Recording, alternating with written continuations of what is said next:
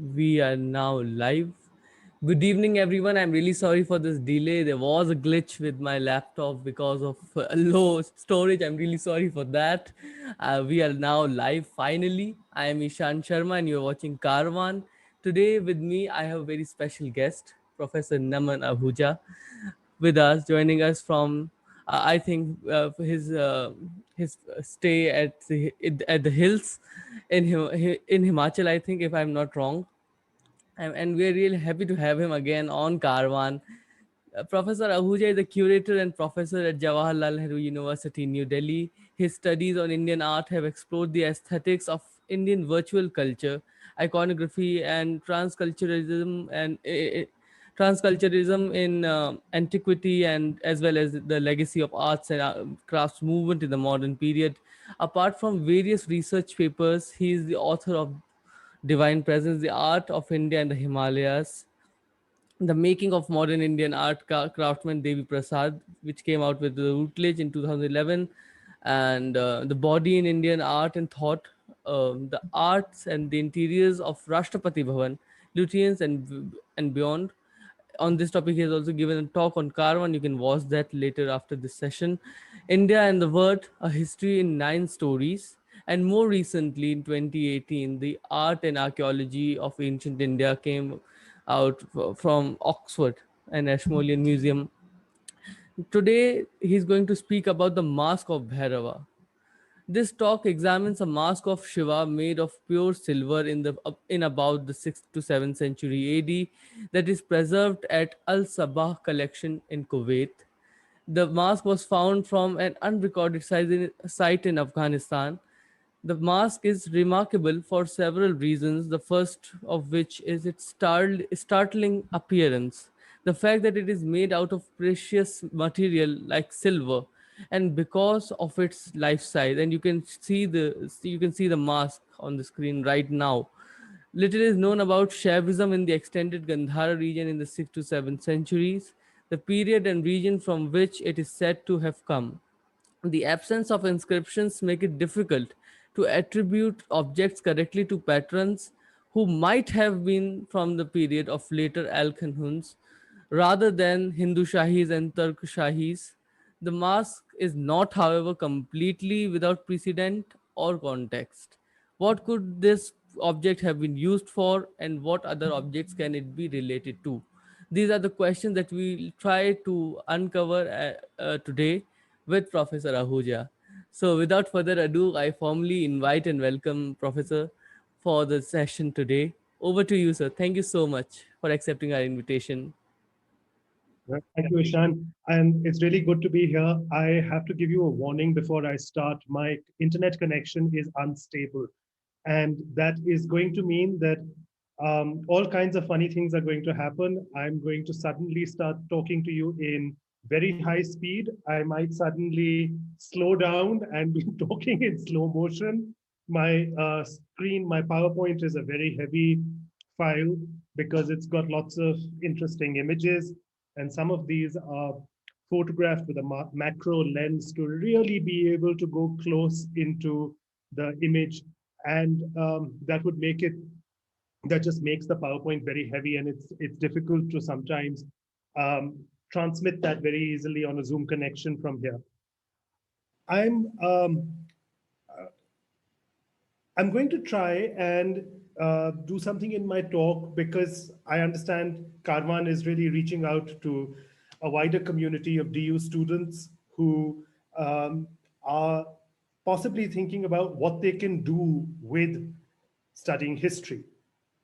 And since my concerns are mostly in the field of art history, I'm going to try and show you an example today of something of one's method. Um, Many curious artifacts, from ancient or medieval times keep coming to one's attention. And over the past 25 years or so, on most occasions, I have been disciplined enough to photograph them and try to catalog the object. Now, Ishan read out my abstract, which is basically my catalog entry for this object. And it is a conclusion which is very succinct. I've tried to contain my views about this object in a single paragraph. I have tried to whittle whatever I have thought about into a tiny little piece of writing about what I think this is. And that's very dangerous because it people need little bits of information about things to tell them what they are. And as an archaeologist or art historian or specialist in visual culture, you have to actually examine a wide range of materials to be able to come up with some conclusions that you can offer your colleagues who work in the field of religious studies, or your colleagues who work in the field of history writing, or your colleagues who work in the field in any other discipline, for them to know how they are going to work with that primary source material that you are going to be writing up. You miscatalog it, and the object ends up in an entirely different set of historical circumstances, and it won't end up with the right group of specialists. So in order to be able to back up the things that Ishan just said, that I wrote for him on what this object is, I'm going to try and unpack that today and say, how did I come to those conclusions, those 6 or 7 sentences about what I think this object is? And what kind of research does it involve? What kind of contextual information is one looking for? So that I hope at the end of it, more of you will have a little taster of what some of us do at the postgraduate level and might come and join our classes. Now, as I said, I've on most occasions been diligent enough to photograph things carefully and weigh them and measure them and maintain notebooks in which I write my observations. I sometimes occasionally sketch a little in which I want to point certain things out to myself.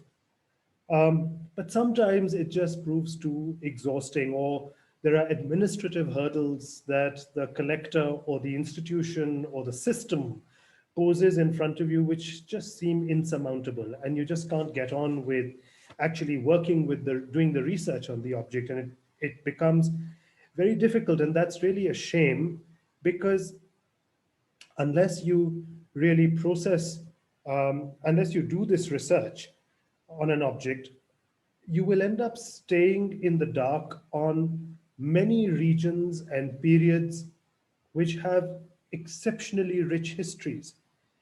And in India, in South Asia, we are still in the fact-finding stage of, um, of data collection. It's not just, we can't be smug about the fact that the Corpus Inscriptionum Indicarum or Epigraphia Indica have documented all the inscriptions of India, and or there are old coins and different lineages of India are known to us. They're not. There are still many things that we are discovering anew. And as we are discovering these things afresh, it means that we have to go back to the textbooks in which the histories were written and see how we can inflect what was written, or calibrate it, nuance what was said, to be able to get on with a slightly better version, a slightly more informed version. So this requirement has guided me in my selection of artifacts in the exhibitions I've curated. And in as much as the objects have been used as an opportunity to demonstrate a well understood epoch, I've also tried in my way to be able to bring to light those kinds of objects which can expand the canon of art history, or can even expand what we know about the history or the cultural history of a particular region or period. One such object was this silver mask that's on your screen right now. The mask was a discovery for me. It was unpublished until it came in the body exhibition. It was a it was lying in the Al-Sabah Collection, the Dar al-Athar al-Islamiyah, the main museum of Kuwait. Um, Sheikh Nasser is a collector with an exceptionally fine eye, and all kinds of extraordinary objects from the northwest frontier in Afghanistan have come to light in the past 20 odd years when there have been insurgents. The insurgency in the region of Afghanistan has been, I think, unprecedented, really, for all the hundreds of years of war that has gone on in Afghanistan. I think what's happened in the past 20 years is that portions of the caves deep underground that were previously used as safe deposits of artifacts and manuscripts have been accessed now. And these have been removed and have come up for sale on the international market. And many museums and collectors have stepped up to put them on public display, conserve these objects, and make them available for research. The other thing that has happened is that a number of objects that were in the region, not of Afghanistan alone, but going south into Waziristan, all the way down to Baluchistan, which were in the tribal areas, have also started coming to light. And that included an extraordinary amount of very fine silverware. Much of that silverware is from the late Hellenistic period. We don't have contexts for these objects, but it is estimated, from whatever information people have been able to gather, that those Hellenistic objects came out of Baluchistan, northern Baluchistan, Waziristan, Kohat, and south of it. But the object that I'm looking at here is more curious. Just look at it for a minute, let it sort of register.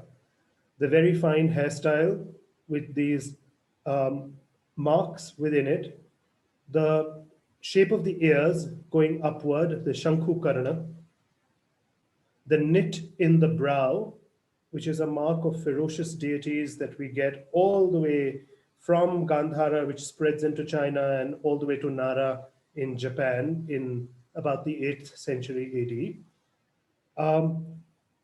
The third eye, which is a diagnostic of Shiv, the fangs, which are unusual in that they are pointing upward rather than going downward, which is what you would see in most examples in all the temples if you look carefully. And then these very thick lips, which are also quite diagnostic and particular. They are not there with Hellenistic imagery in Gandhara. They're not there on even the late Kushan, early Sassanian material, but they seem to be a feature that comes in with the art of the Gupta period. But what is that then doing in the Afghan territory? And finally, the fact that the pupils don't have perforations. That's the other thing to observe on this object. So it is a mask, and it's a life-size mask, and yet it can't be really worn by someone. There are two holes and perforations that is, in the ears. And that makes it quite clear that there was a string that allowed this to be strapped. But was it strapped onto a person's face, rendering him blind? Or was it strapped onto something else? More likely something else. What could that something else be? What period should we assign this to?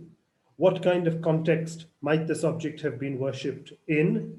What kind of rituals was it associated with? What do we know about this kind of metal casting?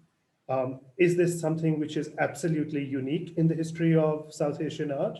Or is this something that has other parallels? So I'm going to try and address these questions. And I'm going to begin by trying to, oh no, nothing's happening. Wait, here we are. Okay. My contention is that this could be in the borders of what we call Greater Punjab. But if you want to look at it another way, it could be looked at as the borders of Greater Iran. So which way do you want to cut this? Is it going to be looked at from the Iranian side, which I'm going to try and do? Or are we going to try and analyze this object from the South Asian side? Um, is it a late Gupta object, or is this to be known by the common nomenclature Hindushahis? Both are really problematic words. The Guptas were never around in the Northwest frontier. And the Hindushahis really came up later. But the word Gupta and the word Hindushahi are used for a broad stylistic idiom, no longer being historically accurate enough to refer to something that happens within the Gupta period, and no longer accurate enough to refer to something that happens within the Hindushahi period. And yet these two words is what most textbooks use to refer to the material that is in this general style. So the nomenclature already leaves one slightly misguided and even slightly prejudiced in how we analyze the material. So I'll come back to unpack some of these words. Now, okay.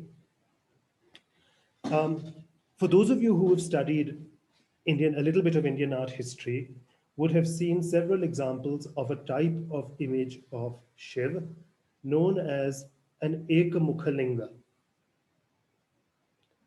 Many examples of Shivlings have been found, particularly in Madhya Pradesh and in some portions of UP, sort of in the Allahabad region of UP, that have the face of Shiv attached onto a lingam that is cylindrical on the top, but comes out of something which is an octagonal base, and the octagon itself sits on top of a square or rectangular block of stone. This organization of a Shivling is as per various agamas and shastras that specifically detail how the iconography of a Shivling must be constructed. A key text that explains this is a relatively early text called the Agni Puran, which gives us the precise rules for the making of a Shivling. The aniconic Shivling had already, by the Satvahana period, begun to, and the Kushana period, that means about the same time, whether in the northwest frontier or in deep Telangana, developed a form where it began to be shown with a face or a body in front of the Shivling. This concept got further elaborated, or shall I say, edited by the 5th century to be able to create Shivlings like this. This is just one glorious example that is in the San Diego Museum now, where you can see what we mean by the general iconography. I've shown it to you from 3 different angles, so you get a good idea of how Ekamukhalinga was constructed. The silver mask then, with the holes in its ears, could easily be something that was strapped onto a Shivling, turning it into an Ekamukhalinga. But the Shivling, that the mask that we are looking at, is rather ferocious looking, unlike this one. So that opens up a different way of thinking, that perhaps there was an Ekamukhalinga, but for certain specific rituals, on certain occasions, it might have been more productive to be able to, it might have been necessary to cover it with the silver mask, turning it into a Rudra Shiva or a Bhairava, or somebody that we might refer to as Mahakal. Um, Perhaps it was not just reserved for that kind of a ritual, but it was applied onto another kind of object. Well, what could that be? So let's try and work ethnoarchaeologically and try and see other examples. By about the 6th century, in most parts of central India, all the way till Maharashtra in Elephanta, another form of Shaivite iconography became popular. And this was called the Chaturmukhalinga, or which is related to the concept of something we call Sadashiva, which is the Shiv with the 4 heads, implying a 5th head, which is not always represented, which is the head of Shiv facing Akasha, the one that is symbolic of the 5th element. The 4 heads of Shiv face the cardinal directions, the northern one, Ishan, the southern one, Rudra or Bhairav. One of the others could not, there is variation amongst them. One of them can be a face of Shiv that is more feminine, which is referring directly to Parvati, but it could also be referring to the concept of Shiv as Ardhanarishwar. The two would be different. It depends on the sculptor and the specific circumstance in which one they have utilized.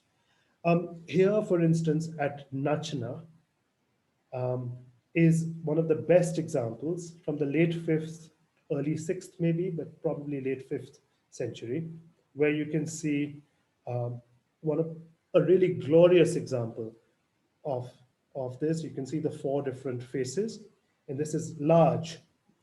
The sculpture is about 3.5, 4 feet high.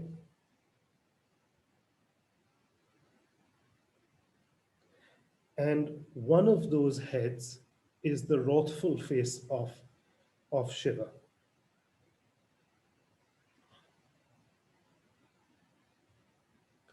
So since we have a wrathful face of Shiva here, in the concept of a Sadashiva or Chaturmukhalinga, one wonders therefore whether this silver mask was used on an occasion to be able to similarly convert an otherwise calm and placid shivling into such a wrathful expression.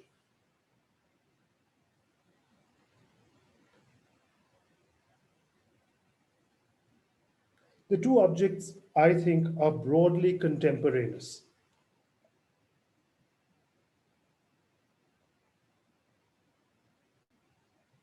Note the same knit in the brow of the ferocious figure, the way the eyes are bulging.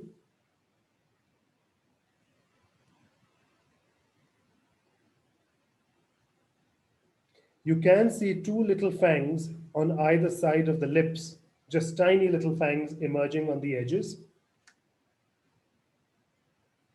curved, but more downward pointing than they are upward.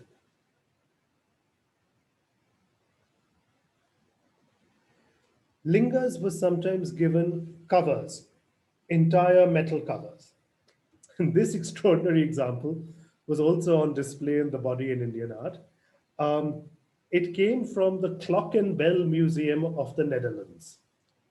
They purchased it thinking it was a giant metal bell, not knowing that it was actually a kavach or a cover for a concept of a Sadashiva from Himachal Pradesh.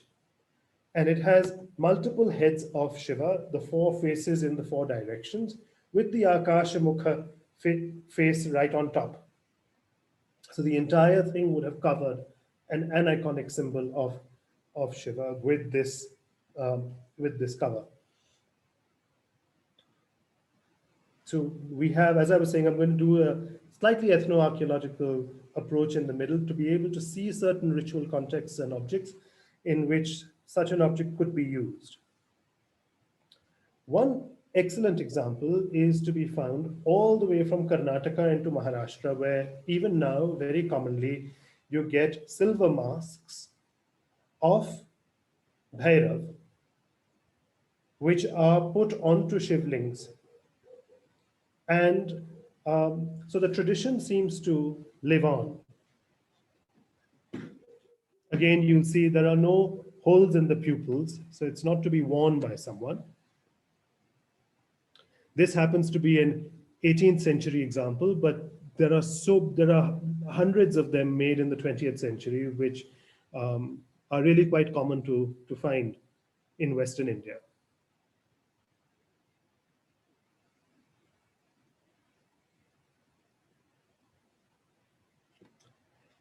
There are in Tamil Nadu ritual vessels that are used with a face of Shiva as a Bhairav or an Aghora Murti, and sometimes with Nandis and Shivlings, as you can see on the circumference, on the lip.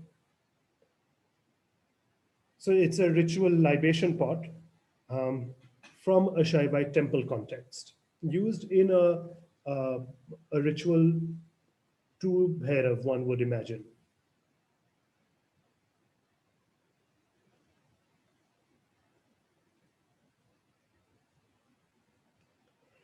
Coming back to Himachal and staying in the northern belt, um, we have a custom called the use of certain types of masks. They're not literally masks. They are uh, brass repousse images, which are called mohras, often used on certain specific calendrical ritual days when a temple procession is taken out. Now, just as in South Indian temples, you would have chariot processions, Rath Yatras. In the hills, the Rath Yatra is not undertaken by taking out a physical Rath from the temple, but you take out palkis, palanquins. And the palanquin is decorated with a large number of these brass faces and masks of Shiv, sometimes Shiv and Parvati, as you can see over here. And they are, it's used for the ritual, and then the palanquin goes back into the temple. So now we've looked at three different kinds of ritual contexts. Perhaps in the northwest frontier and Afghanistan region, there was a similar kind of a Rath Yatra in which, or a palanquin procession, in which this was used as a mohra that was slapped onto a wooden chariot or a palanquin and paraded when the image of Shiv was being taken out into the town to give people darshan. Alternatively, this was an image that was used on a ritual vessel, and there are other ritual vessels I will compare it to in a minute. Or it was an object which was actually put onto a shivling itself in a specific ritual context. So we've looked at three possible kinds of rituals which we can link it to. And there is a lot to study now. There is a lot to study for all three types of rituals and three types of contexts, ceremonies, which one would have to document, and then to be able to determine which one thinks it is more likely to belong to. So there is a component of field work, active field work that can be done to be able to understand that historical artifact. Now I'm going to come back to this thing about Sadashiva. Let's go back to the period that we were looking at. By the immediately post-Gupta period, the context of Sadashiva, as seen here in the main cave at Elephanta, was well established. The multiple faces of Shiva were associated with his omniscience, showing the very plural conditions that make up the unity of Shiva. It's a powerful metaphor. It's a metaphor that has been used in the texts to be able to talk about plurality that exists in the multiple faces as different emotional conditions, different personalities that can actually that seem to be so different that they would be irreconcilable ideas. But the irreconcilable is not just divided into a binary of two things, but the multiple positions that have to come into a unity, which is what the image is often seen um, as a metaphor for. The concept becomes so widespread and it's so well internalized that sometimes it was not necessary to repeat it by showing all five faces each time. It could just be done by suggestion. So in the Grand Rock Cut Cave at Elephanta, you see one face in the center and two half faces on the side, and you imagine that there is another face at the back and there is a face on top. In some images, the quality of suggestion goes into a different realm, where in a single image, everything is contained, because the beauty of the image shows the rising power or energy within the body, which is extended, elongated in a manner to the style of the image, the formal qualities of the image are linked to certain symbolic devices. They have a reason why the iconography develops chooses a certain aesthetic. And that aesthetic is communicating a certain idea. So in the early Western Chalukyan times, all through the caves at Badami and Aihole, you would find this kind of concept of Shiva elaborated on, which is reliant on a particular understanding of the metaphysics that are linked with Shiva as explicated in the Linga Puran. The same is true at Shamlaji, for instance, in the 6th century, 5th to 6th century, at about the same time as this image that comes from the Badami territory. So both these were, again, in the body in Indian art, providing a kind of a context for that image that we saw from the Northwest frontier. Compare the facial expressions. You can see what's going on in South India at the same time, what's going on in Gujarat at the same time, what's going on in Maharashtra with the image of Shiva at this time. And now we're going to look at more examples as we go on into the very specific context in the Northwest frontier at this time. Now, as we come into the region of the Northwest frontier, we have to first ask, was there such a concept of Shiva there already? Or were they borrowing this idea entirely from Madhya Pradesh? So the provenance of this particular Sadashiva or Chaturmukha Linga is not known to us. It's in the Linden Museum in Stuttgart. But you can see over here, it's a grey schist image made in the Gandhara style, in the late Kushan Gandhara style. So approximately in the 3rd century AD, where you see an addorsed two heads of Shiva with two smaller heads emerging on the sides, making it a four-faced image of Shiva. And this allows it to be linked with Shivalingas that were being made in places like Bhita near Allahabad, which are also dated to about the Kushan period, although some scholars have tried to suggest that they may be even pre-Kushan. I'm not sure, but I personally feel, okay, let's be safe. Let's say that it's at least in the Kushan period. So we know that the concept of Sadashiva and the multiple heads of Shiva are already around in about the 2nd century, 2nd to 3rd century AD. Let's try move to the next. Just as I showed you the statue of Shiv from Shamlaji in Gujarat, let's go back to it so you can see it here. The image on the right, where you can see he is what we call a particular form of Shiv called a Vrishavahana, where he is leaning on Vrishab. Vrishab is the technical specific word for the deity we commonly lovingly call Nandi, the bull, whose real name is, of course, Rishab. And when he leans on Rishab, he has one elbow stretched backward, suggesting that he is leaning on him.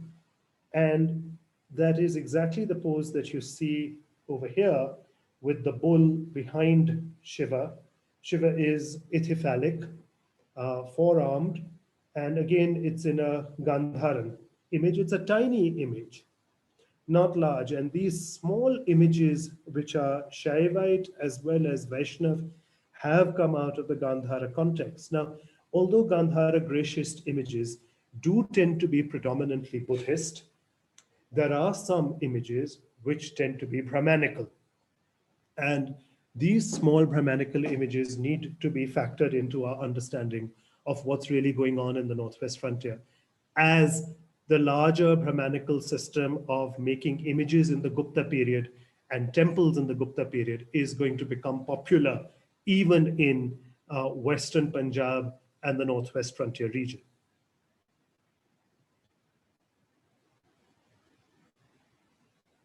Now, it is into this context that I wish to bring in my claim that the image really belongs to the period of the Alchon Huns or Huns.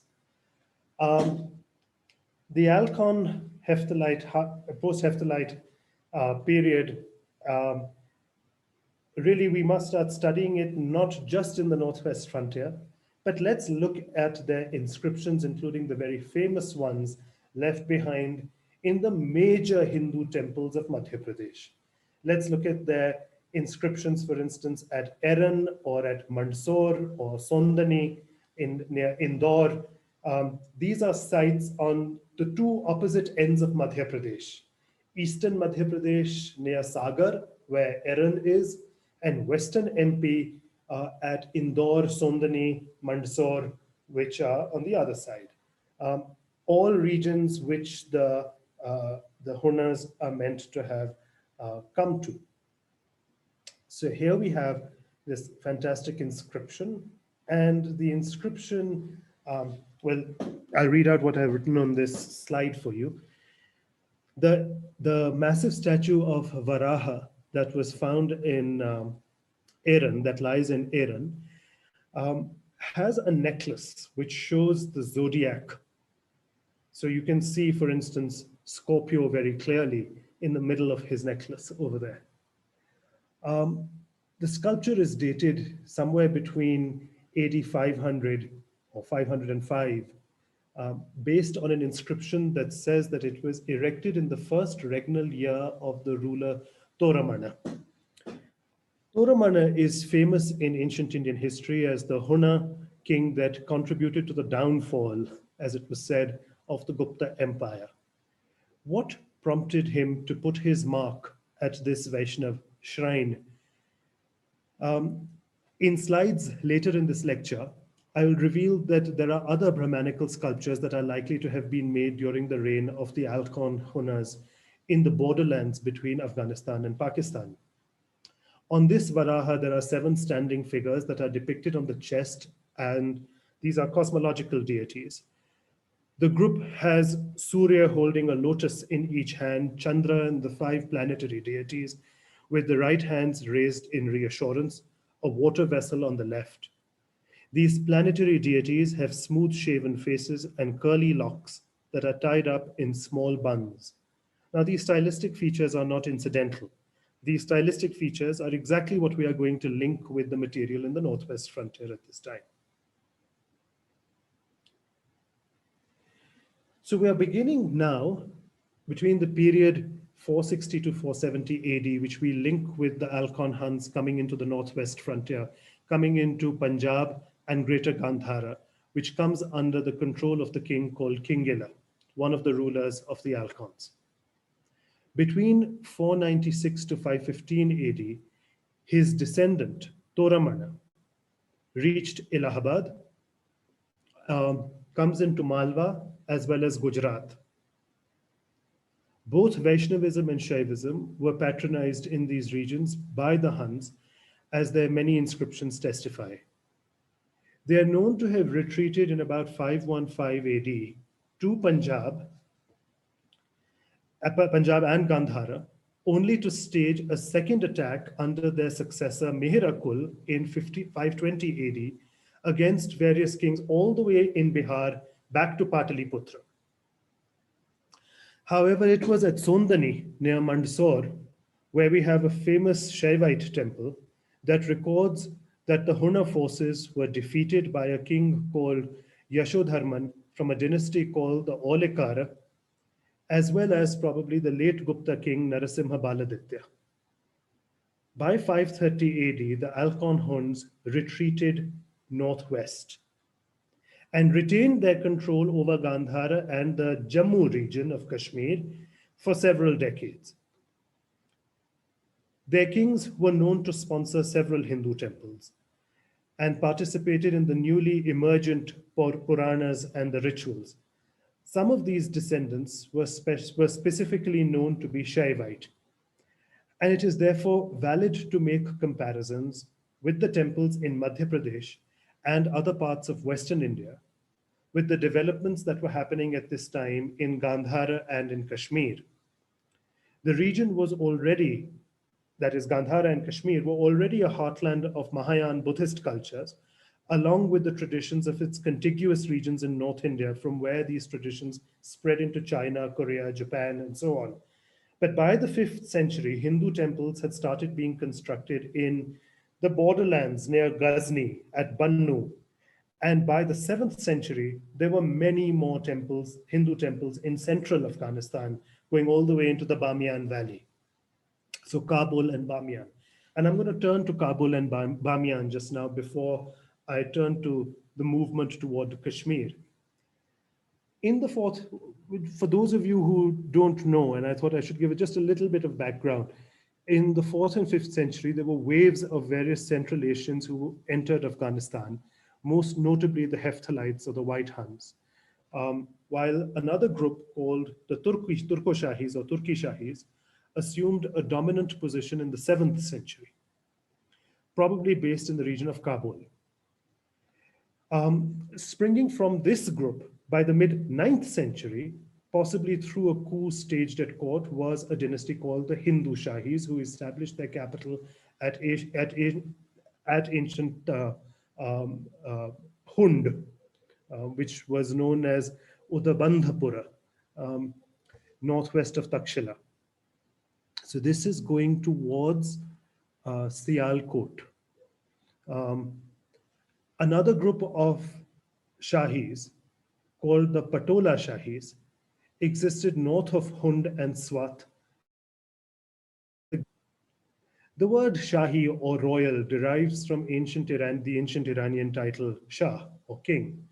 The Turki Shahis and the Hindu Shahis are first mentioned together in the 11th century encyclopedic description of India by Al-Baruni. More is known about the Hindushahis, but information on the Turkoshahis is meager, if not largely conjectural. According to the Tarikh al-Hind by al-Baruni, both professed Hinduism. Although the Hindu Shahi dynasty arose only in the 9th century, Hindu sculpture from both Afghanistan and Pakistan following the demise of the Kushan period in the 3rd century has been, as I was saying earlier, conventionally just called Hindu Shahi. So these are two very important images. One is a coin that you can see, coins on the left-hand side, and the other is an impression of a seal. And the drum that comes from Gandhara is of such, of Kingila, and one is an impression of the so-called Mihir Vishnu or Surya Vishnu, probably referring to Mihirakul. So by the 4th, 5th century, these are the kinds of coins and iconography that are doing the round. Now, on these coins, you'll see there is a fire standard. I'm pointing as if, as if you can see me. On the lower coin, sorry, you can see that there is a small column which has a flame on it. And this is linked with the idea of Zoroastrian worship that was associated with them. Just as on the image on the right, you see an image of Vishnu and Surya combined. So we know that Zoroastrian as well as Brahmanical deities continued to be in worship amongst these kings in the Northwest Frontier region and in Afghanistan well into the 5th century. Now, this is also a period when we had already got the large swathe of Gandharan monuments, which are so well known, which are all largely Mahayan monuments across the region. So you have these three different systems that are around from the Kushan into the period of the Alchon Huns. Here is another Gandhara image on the right-hand side, which shows a Shiv with a flaming hair, with flaming hair and a lateral third eye, which art historians usually tend to associate as an earlier, as a mark of the image being slightly earlier, indicating that this kind of a Shaivite image was already being made in the Gandhara region in about the 2nd to 3rd century AD. And the image on the left is in the Peshawar Museum, the one on the right is in the Berlin Museum. So we know that there are several images of Shiv that were around in Gandhara in the northwest frontier at this time. So it's not out of the blue that this image comes. Barring some of the images from the Bannu region, which are early, I mean 4th, 5th century AD, the bulk of the sculptural material, which is called Hindushahis sculpture, is of the 7th century. These Shahi sculptures come from the Kabul Valley, extending all the way through the Salt Range and in the region or style which we now call Hund. Most of these sculptures are now being added to the corpus of scholarly publications in the past 3 decades. Many sculptures are unprovenanced and have emerged only in the past 15 years of war and conflict in the region, making scholarly exploration of the sites impossible. We are not strictly clear as to what was made in the period of the Turkoshahi or what was made in the period of the Hindushahi kings. The roots of this artistic style, or where does this habit or style and iconography come from, are to be located in the complex traditions of Gandhara, as you can see in the previous few slides, which assimilated Sassanian as well as Gupta styles by the 5th century. Now, the Sassanian styles are the traditions of Iran, which are 4th, 5th century in the Indo-Iranian borderlands, just as Gupta styles are. So what I'm going to now move to seeing is how the two styles are amalgamated in this region, how the traditions of Iran and Madhya Pradesh are both amalgamated. So we've been looking at the connections with MP so far. We've been looking at the antecedent history within Gandhara itself of Shaivism. And now I'm going to try and move towards certain objects which expand the stylistic oeuvre of this period with other comparable objects to be able to tease out what features may be Sassanian in all of this. Okay, I'm not going to finish reading all of this because it'll get boring for you, but I will try and allude to these points during the course of my lecture. There have been a spate of recent discoveries, as I said. Farid Khan published this article, which I've got a screenshot of on the right-hand side, of a shivling that came from Vanda Sahib Khel, a village in Lakki Tehsil, which is in the Bannu area. It's north of Bannu district. And Bannu is about 100 miles away from Ghazni. It is southwest of Peshawar. And I think this is quite important to look at how does a Shaivite temple survive so intact with all its lingams and all these objects in such close proximity to Ghazni? What do we really know about this region? And how did it manage to survive? What can we say about the style of these images? I was very fortunate some years ago, just when I got to travel to Karachi, because I had heard that this object had been, what you see in the little screenshot, had been deposited in the National Museum of Pakistan. And I went to look for it, and I found it in the storeroom, which they very kindly opened up. And I didn't have lights with me, so I used two torches, which is why these rather peculiar, this peculiar lighting on this. And you can see it's got the same principles of a shivling, which is an octagonal base that then rises into the drum-shaped shivling. The shivling seems to be very anatomically correct. And it has a face of an Ekamukhalinga. Um, there's something quite distinctive about the way the flowing hair is shown on either side of his neck, which are his extended curls, uh, his long hair that is flowing in the wind. This idea of the hair flowing in the wind, or the ribbon that the king wears on his turban flying in the wind, was very typical of Sassanian features in Iran. And it is there in late Gandharan art by the 3rd century, and it continues into the iconography that we see over here as a stylistic feature that is incorporated. Yet the large eyes and the rounded lips, the fleshy lips, have nothing to do with Sassanian art. And that is more closely allied to what we've been seeing in UP and Madhya Pradesh in the dominant Gupta style. So you see the two things coming together. Um, okay. Um, so these are larger size images than what we've been looking at so far. The Kushan period images that we saw, which were Shaivite, were all about 20 centimeters, at most about 30, 35 centimeters, not more than that. None of them are larger than that. But this is now already about 2 feet high, 3 feet high sometimes. And I'll show you one. I might have some more slides. So I had only this piece had been published, and but while I was in Karachi, I was able to see 3 more. I haven't included all those images in my presentation today, but I want you to know that this is not an isolated example.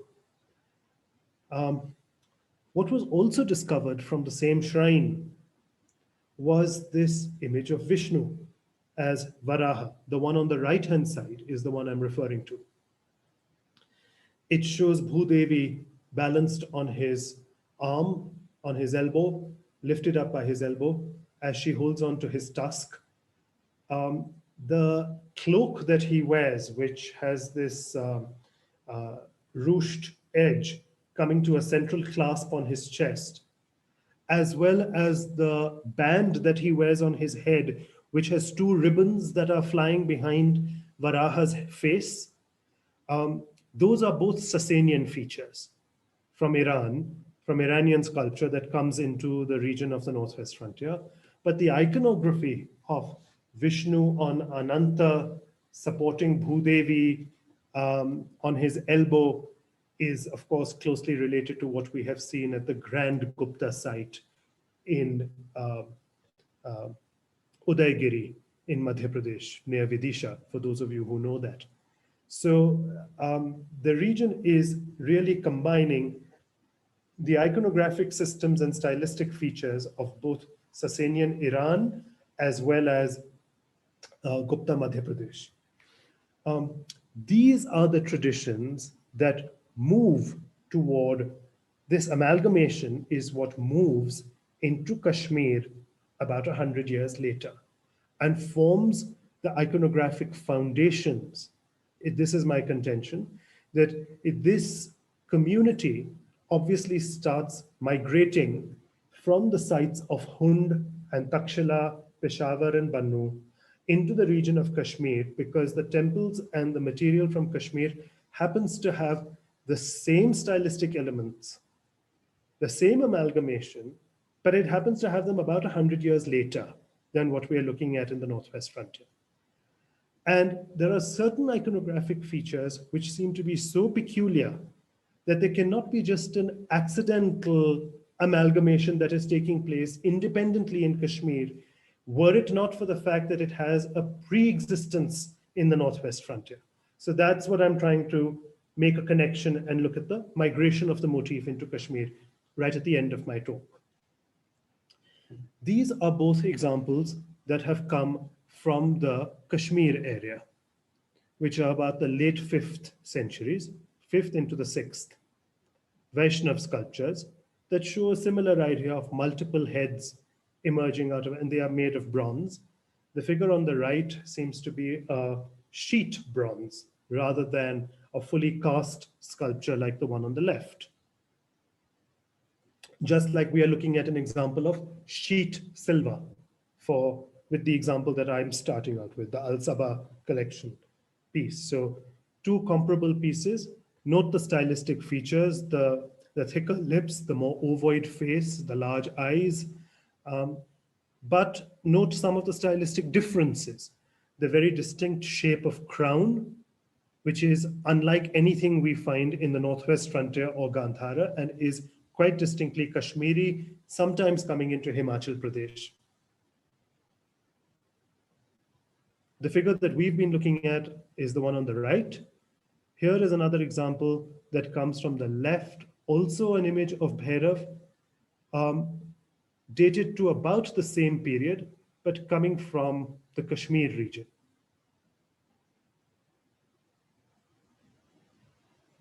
The one on the left is made of bronze, the one on the right made of silver. Now, both of these are objects which are portable in nature. And portable objects make us think about the religion and the ritual quite differently because it is used temporarily. Even such masks, it can alter the identity of the figure temporarily. It is referring to something which can be consecrated for a while. It means that you can be on the move and create a temple wherever you go, because you can use the ritual artifacts and then create the temple once you have migrated into a new space. So if the silver mask, which is made in the Northwest Frontier, is found somewhere south in Waziristan or Baluchistan, that means that the community has spread, moved there. On the other hand, if it is found in Kashmir, it means that the concept has moved into that region. So there does seem to be something of a history of portable objects being made, which can indicate migratory energies from this space. I don't just say that off the cuff. There are many such objects which are small in size.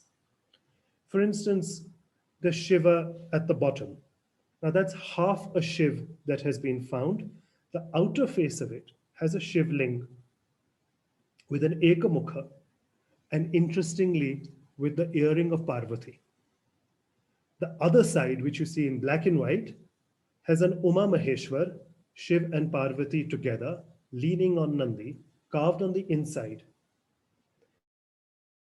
Other half of the Shivling, were it complete, would have made it just one whole Shivling, which would have been an Ardhanarishwar on the Shivling, which could have opened up to reveal two aspects of Shiva inside the portable shrine. Similar to that, the lower one comes from Kashmir. The upper one is an image of a lion, which contains within it an image of Vishnu. Again, one half has been found from Peshawar, near Charsadda, a Vaishnav image, dated also to about the Gupta, datable to the Gupta period.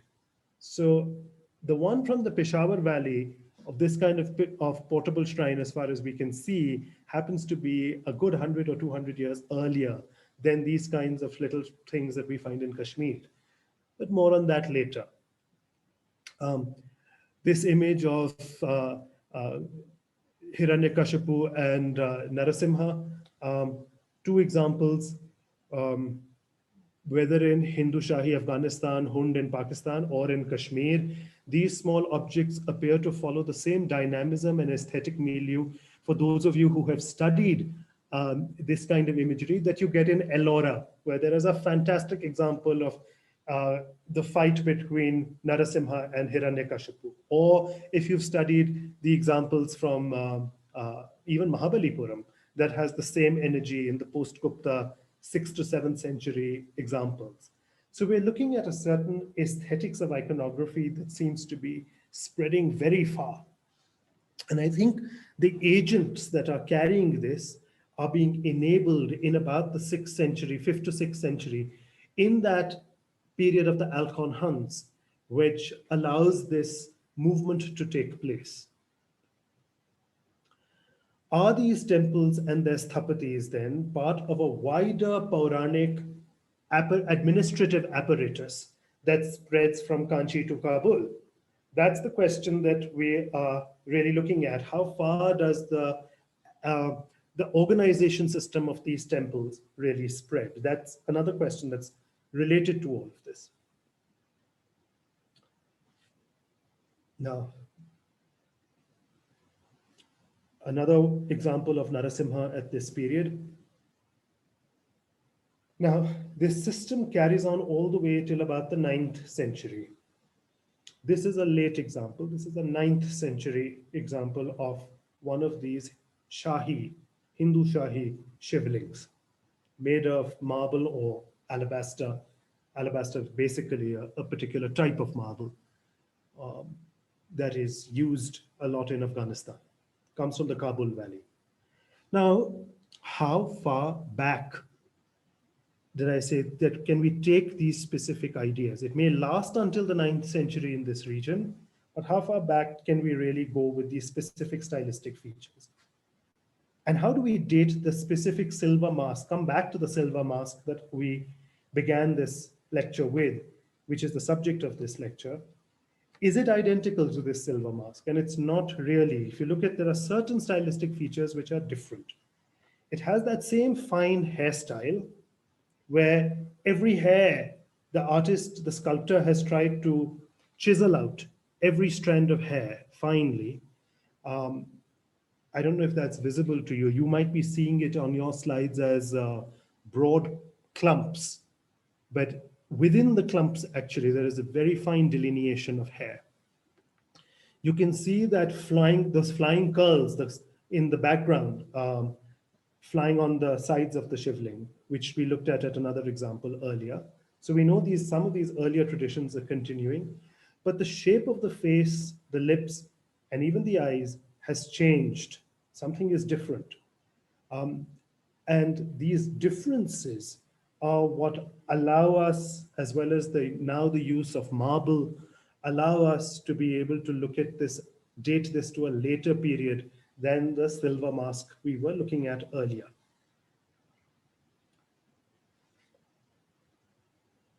The temples in the Kabul Valley, till now I was looking at the Bannu Valley. Now I want to try and build up a case that perhaps it doesn't really come from the Bannu Valley, but maybe it could come from the Kabul Valley. So if we move from sort of 200 miles away at another location where the style spreads in this period, why could it not be from there? Now, building up a case for that argument. There are certain images, particularly of Surya, Ganesh, and even Shiv, that have been found in the Kabul Valley from a site called Khair Khane in Afghanistan.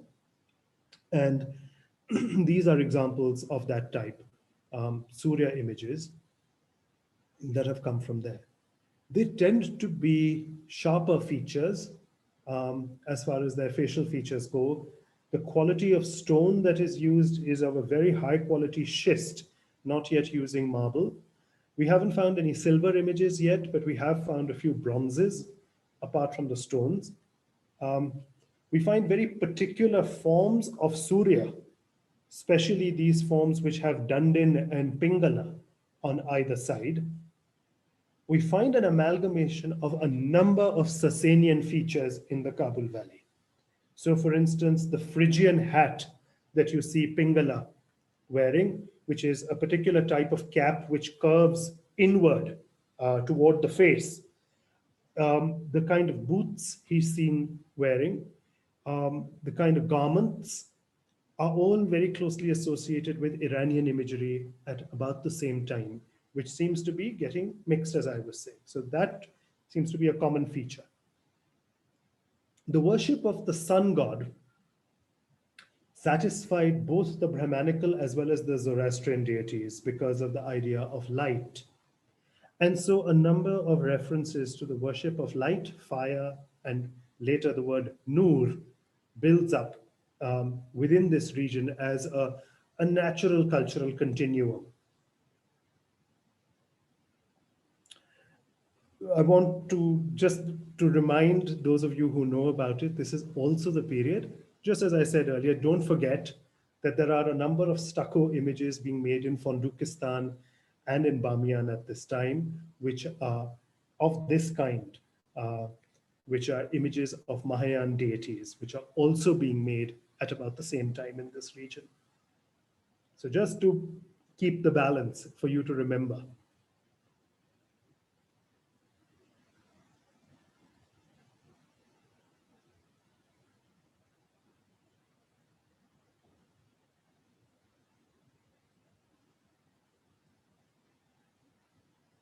Note these very mannered curls in both the sculptures, the nature of the garments with these jeweled brooches that are attached onto the mantle. Khairkhane, as I was saying, and Gardes at the site of Pir Ratannath had this particular Ganesh which came out of it, which has an inscription saying that it was consecrated by the Shahi king Khingena. And that is an early Surya image, again, the costume of which is completely Iranian.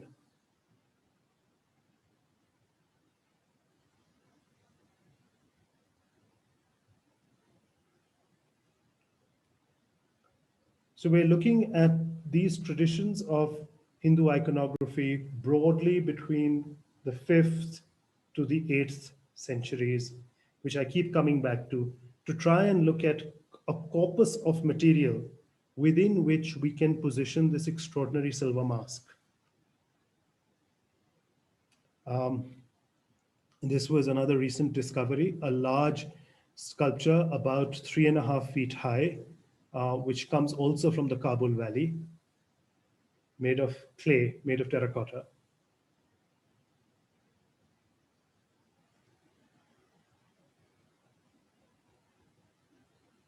You have a dancing Shiva, dancing Ganesh. Now, dancing Ganesh images are a very specific post-Gupta phenomenon. We don't find them earlier than that. And then we find them simultaneously in different parts of South Asia. Okay. So, coming toward the end, how am I going to summarize all this? I can't begin to summarize all this without looking at the site of, without looking at the whole issue of iconoclasm as it is being typified and interpreted through the site of Tepe Sardar in Ghazni. Now, for those of you who don't know about this, there is a site near Ghazni called Tepe Sardar, where there was a remarkable shrine which was excavated by an Italian archaeological team that found these things in situ. These are the photographs that were taken at the time of the excavation. And it's extraordinary because on the photograph on the left, everyone just gets so alarmed by these images that they've never really been talked about much. They haven't been published. Very rarely, I mean, just not much talked about. They have been published, but in the original excavation reports, and that's it. There's no reason to not talk about them. Let's look at them and let's actually analyze them very carefully. Let's go beyond the fact that there is a decapitated image on the head on the left and on the right. Who is decapitated? Who are these two? Why are they together? What's happening? Why are they at the same shrine? Very curious. The shrine, the photograph on the left shows an upside down head of Buddha. But behind him is a statue of a bull which would have had a Maheshasur Mardini, a Durga. So there's a decapitated Buddha lying in front of a broken statue of a Durga. Let's just look at the photograph for what it is.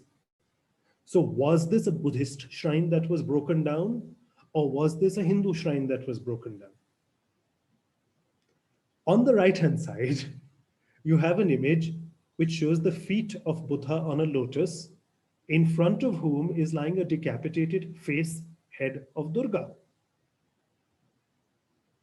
So one is lying in front of the other. Now, both of these elements, the Maheshasur Mardini and the statue of Buddha, were in the same temple, were in the same sacred shrine. So obviously, this is a sacred shrine that was being used by both Buddhists, what we call Buddhists, and what we call Hindus, right? And both communities are obviously using this particular shrine. Further, what is the date of the breakage? Who's done the breakage? And when does this site go into disuse? And the more and more you analyze these sculptures, there's a recent article in a volume. Here you can see it in this photograph more clearly, the original context of the excavations. So as I was saying, careful reading of the Tepe Sardar excavation reports reveals that the temples were not broken apart during Ghaznavid or Ghorid times, but had fallen into disuse actually 200 years earlier. Our problem is complicated by the fact that Buddhist and Hindu images were being worshipped together, which appears to have been the case even in the 7th century at Tepe Sardar, where Maheshasur Mardini and Buddha statues were found at the same shrine. What sense then do we make of the information that we get from Xuanzang and others who have claimed that the Alchon Huns had destroyed many Buddhist monasteries while they patronized many Hindu shrines instead? Do we imagine then that by the 7th century, a method for coexistence of both in the same shrine had been found?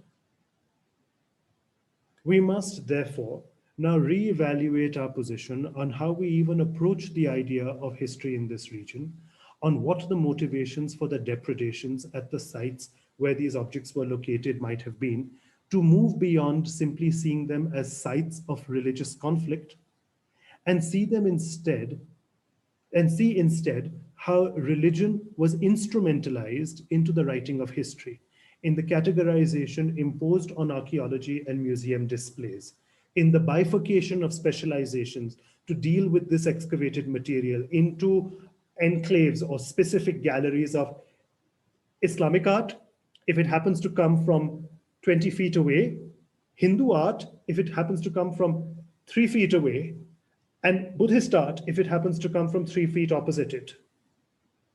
So I think some of these issues came up in a recent article that was written by Alka Patel called Histories in Between Afghanistan's Religious and Material Cultures, in a volume of Mark called Gandhara, A Confluence of Cultures, which came out in 2019, where we've really worked at republishing a lot of these photographs for people to be able to get a good sense of how delicate is the matter of actually interpreting these photographs for what they really reveal.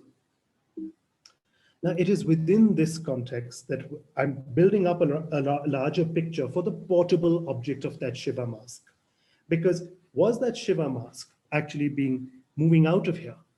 I come back to this image to be able to focus on the facial features that we are looking at in these two stuccos. Note the hairstyle of the Durga on the left-hand side, where every strand of hair has been delineated. Note the large eyes of the upside-down Buddha. And we'll go back to that Shiva to see whether it was similar. Before I do that, I want to talk a little bit about the kind of context. What kind of temples did these sculptures come from? And what was their architectural style? Was there a culture of making temples in this region? What did these temples really look like? Well, comparatively little scholarship exists on the network of temples in Afghanistan and Pakistan. A recent book by Michael Meister provides a good starting point for students now. And in the next few slides, you will notice that there are several cobbled Latina temples, some even veering toward what we call a Bhumija style, Where possible, modern photographs have been supplemented. I've tried to supplement modern old ASI archival photographs with these new pictures.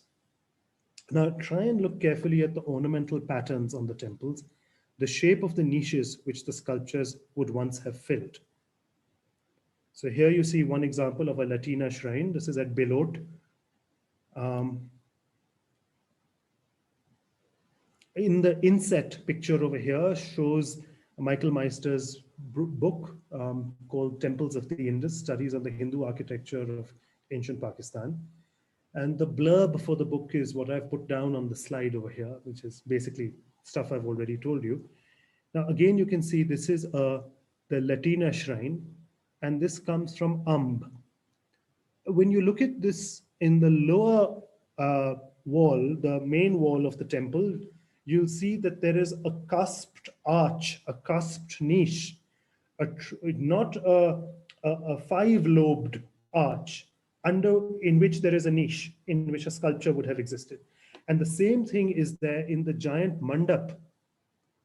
The mandap seems to have a pitched roof in front of a simple Latina shrine, and it has this very distinctive tall mandap archway which has got these five lobes. Now, tri-lobed and five-lobed arches are quite distinctive of the northwest frontier salt range and extending into Kashmir, from where it comes into Himachal too, into Chamba, but not below Chamba. It doesn't come into the rest of the North Indian plains. So these are very distinctive features at this time that you see over here. On the body of the temple itself, you see the whole temple surface is covered with what we call an interlacery of Gavakshas. For those of you who are not familiar with art history vocabulary, a Gavaksha is a specific design of a window pattern which is in the shape of a horseshoe, like an omega symbol, which is repeated in what we call edicular repetition, which means a repeated repetition to show mock windows, not real windows, miniaturized, making up the entire surface decoration of the shrine.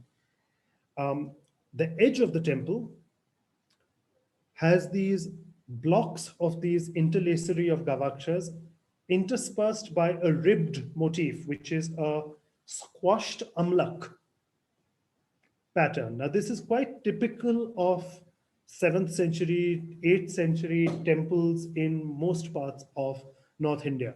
You would get these kinds of design motifs.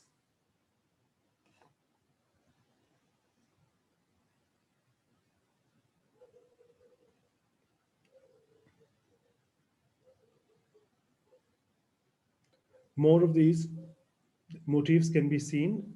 Like with all North Indian temples, the design is not giving them tall gopurams, but to make them on a tall plinth, on a high plinth instead, which is something that had started being done in this region even for the Buddhist stupas, which was unique for the Gandhara stupas because they began to be constructed on tall foundational plinths.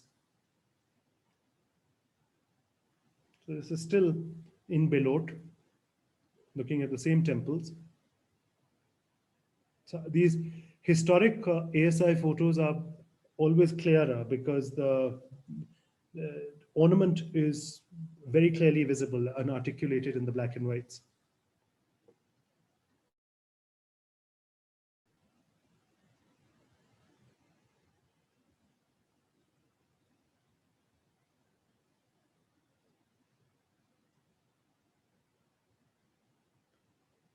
So the pillars with Purnaghatas on top,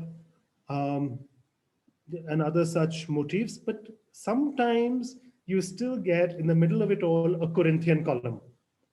And I don't know if I have an example to show you here, but very rarely you'll suddenly see a legacy of what we had seen in the Gandharan period, in the high period of Gandharan art in the Kushan period, extended into this, into these later shrines.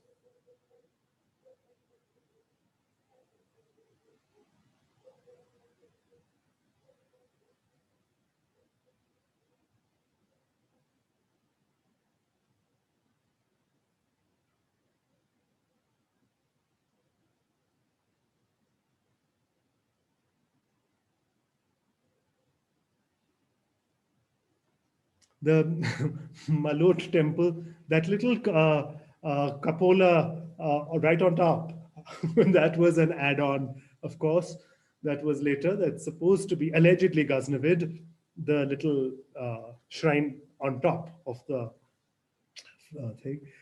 I don't know if it's as early as Ghaznavid or if it's later. So a lot of these temples, as you can see, they're made of brick, right?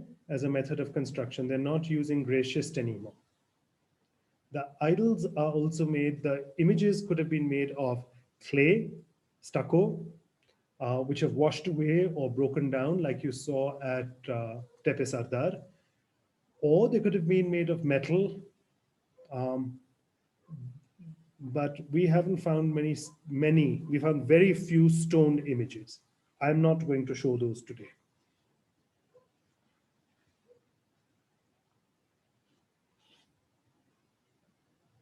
So as I was saying, the reason I've put this information down is for you to have this idea. I mean, like, where are we looking at? So the Bilot temple is further westward. Malot is in Chakwal. Um, and it's a good example to show how these, as I was saying, the construction material is brick, how it is combining the traditions of making a mandapa with the Corinthian style circular columns with the Rekha Prasad style or the Latina shrine that we get in central India. How these traditions are being amalgamated to be able to create these unique temples in Punjab and in the northwest frontier. Okay, so coming back to something I was talking about, portable images and migrations from these sites into other parts like Kashmir or Baluchistan.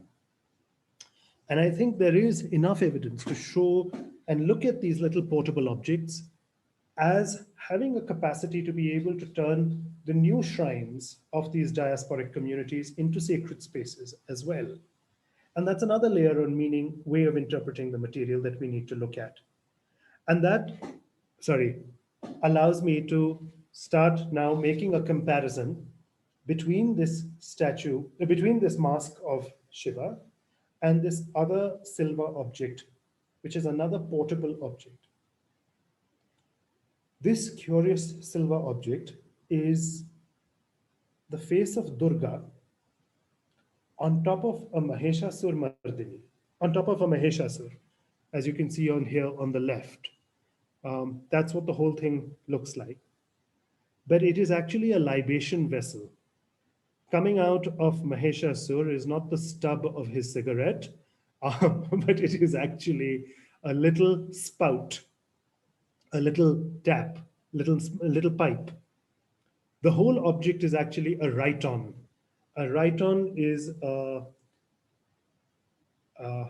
libation vessel, a pouring vessel, which is conical and derived from the shape of a cornucopia or a horn, an animal horn, which would be used for rituals to pour out of. So you pour the sacred liquid, whether it is milk or turmeric or vermilion or blood or just sacred water, into the rhyton, and then it would be used as a pouring vessel where your finger acts as the release for the, so on special, whenever the priest utters whatever, at that time you would be lifting the finger and letting some liquid pour out till you close it, till the next time you're supposed to offer something, either to the idol or to the fire, whatever the case may be. And Raita, the plural for a rhyton, are used very often in Zoroastrian rituals, which we know there was always been historically a Zoroastrian community in the northwest frontier.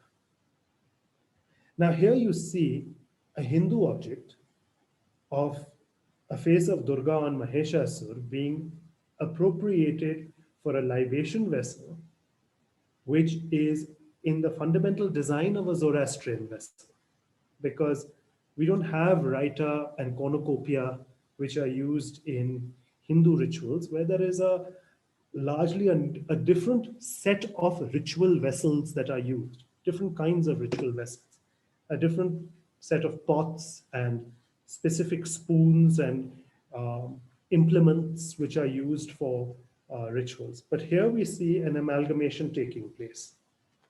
Note the stylistic features now, moving from the functional interpretation. Note the hairstyle. Within the curls, can you see how individual strands of hair have been delineated? It is also made of sheet metal. It's also of a similar size.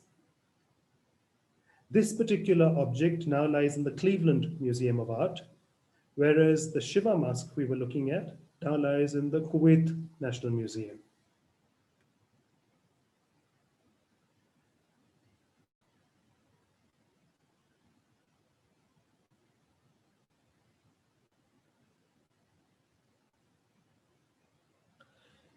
The object on the left is in the Cleveland Museums. That label that you see over there is not of my writing.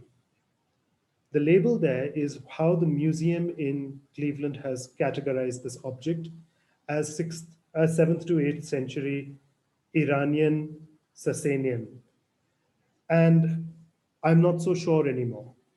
I think it's more closely allied to a Northwest frontier tradition, more closely linked to the Alchon Huns, linked stylistically, forming a corpus of material along with this object that can all stylistically probably be datable to about the 6th century, not yet of the mature Hindushahis style, used in ritual contexts that might have traveled to other regions. Okay. My slides seem to be repeating. I'm sorry about that. But you can now, as I was saying, these are the ways in which we think about these portable objects.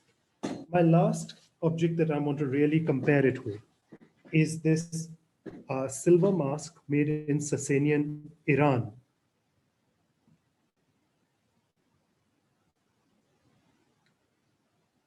This is dated to the 4th century.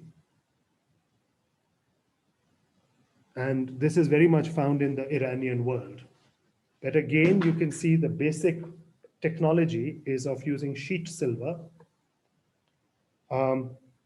having a bit of gold plating on the silver, which is exactly what we saw in this object in the Durga right on, a touch of gold plating on the silver.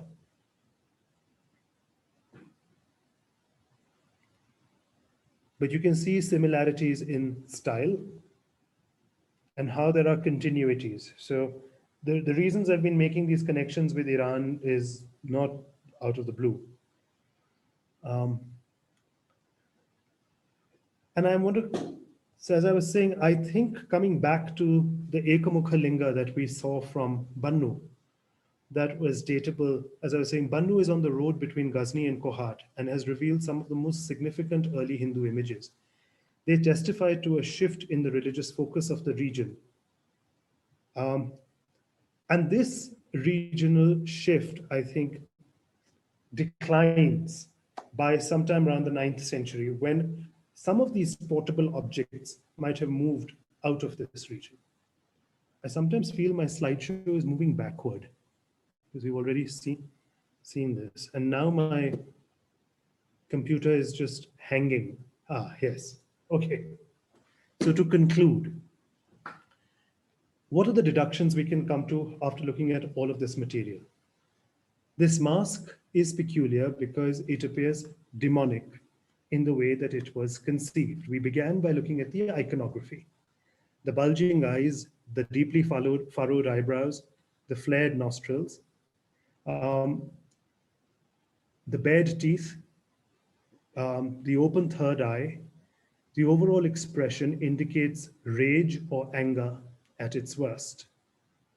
The iconographic analysis of the pointy ears are related to the concept of Shankhu Karna, which is an attribute associated with Mahakal, as well as the Daityas, Danavs, and sometimes the Ganas of Shiva.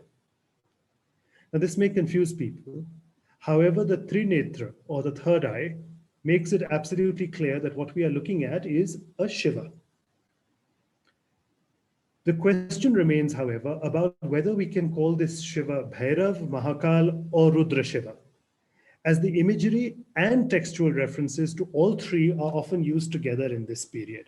And I don't think it's a very, at least for me, it hasn't been a productive exercise to be able to distinguish between these three convincingly, uh, these three names, uh, because each of these names has a greater proclivity in a certain period and region. But when we're talking about the northwest frontier in Kashmir, these words are used almost synonymously and extensively, well into the 10th century. I pointed out that the fangs are unusual. They are upward pointing rather than most Central Indian or South Indian sculptures, which show downward pointing fangs. The knit in the brow was quite typical of wrathful deities in the immediately post-Gupta period Vajrayan, as well as in Mahayana iconography, widely known in the Himalayas, China, Tibet, and so on. It can, however, be related to these older wrathful deities in mainland India. It had spread by the 7th century as far as Nara in Japan. However, the iconographic convention seems to have its origins, or at least as far as we know, the earliest reference to it seems to be in images in Gandhara, where it is visible in some rare sculptures dated about the 3rd, 4th centuries AD. The knit in the eyebrows is like many Mahayan and Vajrayan wrathful deities. Um, Thick lips and bulging eyes certainly point to an aesthetic that became popular in the Gupta and post-Gupta period, which was otherwise not known in the region. Um, there are another couple of examples which are very, very tiny, which I haven't shown you today, which are only about an inch high, which have similar stylistic features and are also made of silver and have also been found in this region. Um, So finally, this is an object that comes from what is a very critical period and hangs in between the many well-known periods before and after, but has been ignored largely by scholarship in itself, which is why I've had to try and take you on how I've been trying to collect data, on a journey with me, on how I've been trying to collect data of the kind of spaces, the kind of temples to Shiv, Ganesh, and Vishnu that had spread in this entire region at this time, from the valleys of Kabul down to Ghazni, spreading to Bannu, Dera Ismail Khan, and Waziristan. I have tried to look at how some of these images have been the subject of destruction, or temples have been the subject of reconstruction and spolia, um, how we look at that material, when that period of destruction could have taken place. It's posed all kinds of curious questions. Why were temples in the neighborhood of Ghazni left perfectly intact at that time when allegedly destructions are meant to have taken place? Who really was the person? When did these temples fall into disuse? Did they fall into disuse sometime around the 7th, 8th century? Were there repeated raids on these temples that happened in the hands of different people? So I think these are a series of different questions with which I must come to a close, and the telephone's ringing telling me to stop. Let me put that off for a second.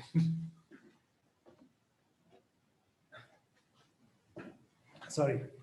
Uh, so I think these are the broad questions with which I end. And I've given you the scheme of things as to why I think it is about the 6th century, and it is more likely to be a face of Shiva used on a shivling for a particular ritual context. If you have questions about any of this, I'm happy to address them. If some of you would like a bibliography, I can share that with you, which of some key things that you might like to look at, which have comparable images in them. That's it. Thank you. Thank you so much, Professor Ahuja, for such an enriching, enlightening, and interesting lecture this evening. And we were really transported to the whole region, and we were, imagining the things that you were telling us. And it was such an engaging lecture. Thank you so much for that. And I hope I'm audible. Yes. Great. So we have, I think, a couple of questions for you. This is by Marian Franger. Her question is, can you please elaborate on why you are certain then that this object, which seems to come into the collection of Kuwait without any provenance, is actually an authentic piece? Has the material been analyzed, or is the piece taken to be authentic purely on the base of stylistic analysis? There are limited numbers of tests that can be undertaken on the object. The very close comparison um, with the object that is currently in the Cleveland Museum has permitted, the Cleveland Museum has undertaken some metallurgical analysis. The attempt has been to be able to look at whether the metal composition can be related to the silver metal objects of Sassanian Iran or of the Alchon Huns coins. Um, we are awaiting the final result of the analysis that they are undertaking at the moment. But on the face of it, on physical examination, it seems that we're looking at something very, very similar, which is, you've got a good point. I mean, there is only that far we can go with technical metallurgical analyses to be able to see if it has a similar imprint, broadly similar imprint of the impurities within the composition of the silver. So we have been trying to link it with Hunnic coins to be able to make that association. But the Al-Sabah object has not yet been subjected to the same scientific analysis that the other material has been. Um, and but I think it will be and it can be. I mean, I have been in conversation with the curators of the Al-Sabah collection to be able to do a similar analysis with their object. The next question is by Shashi Kumar. His question is, was there any influence of Dravidian art on the North Indian art, as he has observed that the Mask of Bhairav still has a strong presence in South India in various ways, including popular art? Yes. So I don't think it's one or the other, and I don't want to make a distinction at this period between this categorization of thinking about it in this way, simply because I think a lot of these ideas are commonly held, and it would be hard for me to be able to say whether it is a southern idea that moves northward or a northwestern idea that moves southward. I'm not in a position to be able to tell you that, because some of the earliest images that we have of the Shivling, whether it is in the Satvahana Gudimallam temple or it is in the Gandharan Kushan images that I have shown you, seem to be contemporaneous. And now some people may argue that the Gudimallam Lingam is of a Shunga date and can be related to Bharut because of the stylistic features on it. Perhaps it can. But I cannot say that with certitude.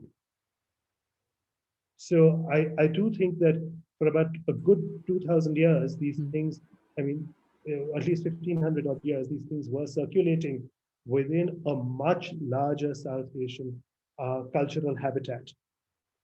And, and that's why I posed the question that we do need to think about the Puranic administrative systems that they were trying to promote, perhaps with coming up with the sacred geographies that linked shrines in Baluchistan with shrines in Assam and so on, like and things like that. When these things are happening, you mean that it's not just pilgrims, but it's also the sthapatis and the iconographers who are also moving from one side to another. Yes. We have one more question for you. This is by Dr. Sukhdev Sohal. His question is, do we find factory sites for mass production or locally constructed or chiseled? Are we aware about categories of artists involved in their production? Great question.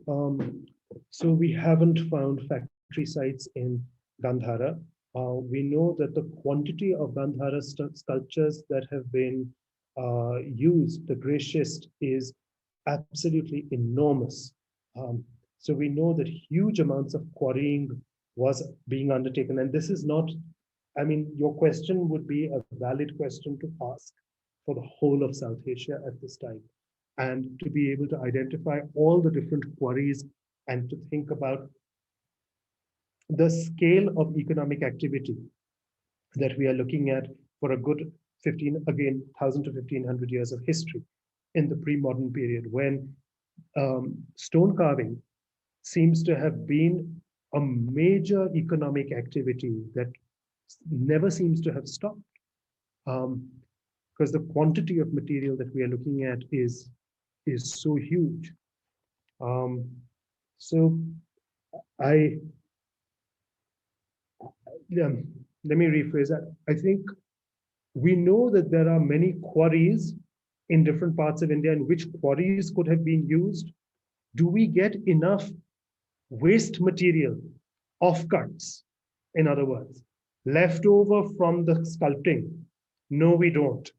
That's the weird thing. Unlike Stone Age sites in South India, where you find lots of uh,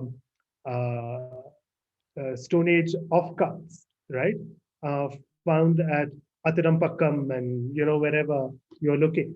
Unlike that, at these quarry sites for medieval sculpture, nobody has reported yet the discovery of these offcuts.